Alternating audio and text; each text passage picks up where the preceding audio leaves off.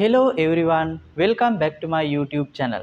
අද මේ වීඩියෝ එකේදී මා සූදානම් වෙන්නේ ඔබට vowels ඉංග්‍රීසි භාෂාවේ තියෙන vowels ටික කොහොමද අපි ඉක්මනින් මතක තියාගන්නේ කියන එක මේ වීඩියෝ එකෙන් ඔබට මම පෙන්වනවා. අපි බලමු අපේ බෝඩ් එකේ ලියලා තියෙනවා alphabet. This is our alphabet. අපි ඉංග්‍රීසි හෝඩිය ලියලා තියෙනවා. ඉතින් බලමු මේ ඉංග්‍රීසි හෝඩියේ අපි vowels ටික හඳුනගෙන ඉක්මනින් මතක තියාගන්නේ කොහොමද කියලා.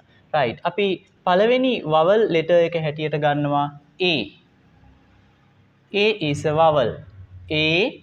Second one is E. E is a vowel. E. I. I අකුර අපි ගන්නේ vowel එකක් හැටියට. A. E. I. O. O is a vowel. O. U. දැන් මේ තියෙන්නේ මම රවුම් කරලා තියෙන ඔබට පේනවා ඉංග්‍රීසි භාෂාවේ vowel අකුරු පහ. There are 5 vowels in English language. බලමු අපි A, E, I, O, U. දැන් මේක මේ විදිහට ඔබට මතක තියාගන්න අපහසුයි නම් ඊටාම කෙටි ක්‍රමයක් කියලා දෙනවා ඉක්මනින්ම vowels ටික මතක තියාගන්න. පළවෙනි letter එක තමයි A අකුර. A.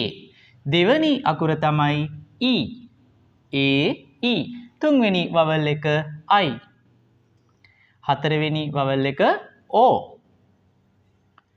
පස්වෙනි vowel එක අපිට U අකුර හැටියට මෙන්න මේ face එක මතක තියාගත්තොත් ඔබට ඉක්මනින්ම vowel අකුරු ටික මතක තියාගන්න පුළුවන්. මෙන්න මේ වගේ සරල ක්‍රම ඔස්සේ ඉංග්‍රීසි ඉගෙන ගැනීම සඳහා එකතු වෙන්න මගේ YouTube channel එක හරහා. Goodbye.